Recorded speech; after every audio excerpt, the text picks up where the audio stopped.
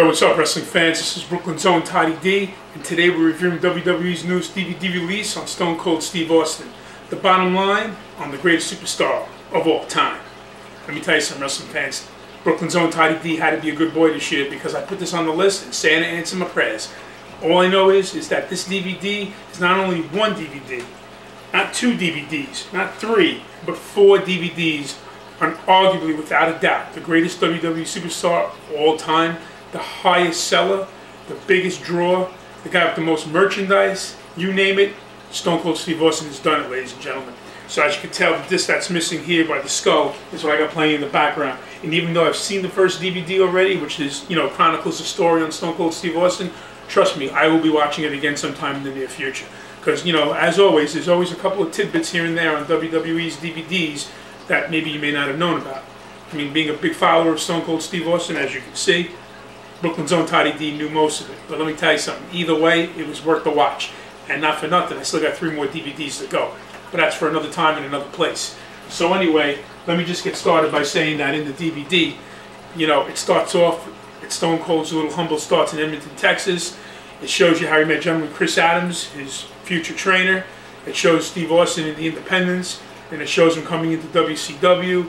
What happened later down the line, as most of you know, with Eric Bischoff, with the little FedEx package in the mail of being you're fired due to Stone Cold's injury, well, at the time stunning Steve Austin's injury. Then, my favorite, next to the Stone Cold character, of course, when Stone Cold Steve Austin got into ECW, Eric Bischoff let him put it on the line, let him explain everything what happened in WCW, how he got fucked over, and everything else. I mean, back then in the days, they didn't do this texting bullshit, this he said, she said crap, with all the little thumbs on the buttons. Wrong answer, like Stone Cold would say. Back then, you talked about it on the camera, the way I'm doing now, so everybody out there knows the real deal, not for this via texting bullshit. So what Steve Austin did was, he honed into his character, he talked about it in ECW, about how pissed off he was, he let that rage out on camera, and before you knew it, little by little, the Stone Cold character was slowly evolving. But then fast forward to WWE. When Stone Cold got there, he wasn't Stone Cold. He was the ringmaster. Bullshit name. Anyway, as most of you know, the $1 Million Man Ted DiBiase was Stone Cold Steve Austin's mouthpiece in the beginning when he was the ringmaster. Now, for argument's sake, I have no fucking clue why Stone Cold Steve Austin would need a mouthpiece. I mean, the guy was outspoken. He was the greatest guy, best interview in the bar none next to The Rock. But all I know is, thank God, Stone Cold didn't hold back. He told creative, this ringmaster shit name isn't working. I need something better. So as most of you guys know, they gave him a whole list of bullshit names. He didn't like it. Stone Cold was born. I'm not going to spoil it for those of you out there who don't know how he got the Stone Cold moniker. All I know is that if you sit back and have a cup of tea, if you know what I mean, you might understand how he got that Stone Cold name. That's for another place and another time. But all I know is this. After the King of the Ring, when Stone Cold just stopped cold dead in his tracks, speaking to Michael Hayes, then known as Doc Hendricks, another time, another place, saying how Austin 3:16 says, I just whipped your ass on Jake the Snake Roberts because he was thumping the Bible. All I know is that the next night on Monday Night Raw, back then Raw is War, all you saw was signs all over at the arena saying Austin 3:16.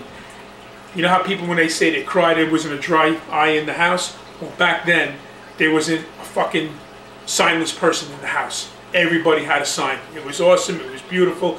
Back in the day, in the Attitude Era, everything was ad-libbed. None of this Hollywood writing bullshit. So all I know is that when I watched that DVD, it took me back down memory lane. And like the back of my shirt says, been stomping mud holes in them and walking them dry since 1995. Here we are almost 17 years later, and guys like me still live vicariously through the words of Jim Ross in regards to Stone Cold Steve Austin. This was a guy who took nobody's bullshit. This was a guy who guys like me live vicariously through. Because, come on, let's all admit it out there. We all want to tell our bosses to go fuck off, but we can't, right? Especially here in Brooklyn with the attitude I got. Forget about it. If I had every boss that I told to go fuck off, I'd never had a job. But that's why guys like me can live vicariously through Stone Cold Steve Austin. And right now, here we are at the end of 2011, and the only guy that's remotely close to the crowd response that Stone Cold used to get was CM Punk. Don't get me wrong. The guy's hot right now. The crowd loves him. He used to work for me at a little place called NWA Cyberspace back in New Jersey. That's another time, another place once again. We'll get to that another time.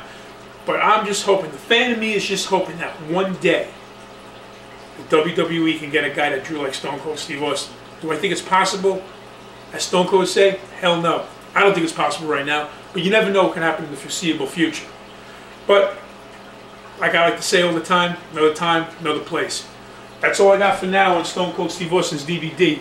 Listen, if I were you, watch it on the big screen. Nothing like it. And also, kick back, have a couple of Steve Weisses while you're at it. Because let me tell you something. When you're drinking with the big guy back there, you feel like you're back in the Attitude Era in the 90s.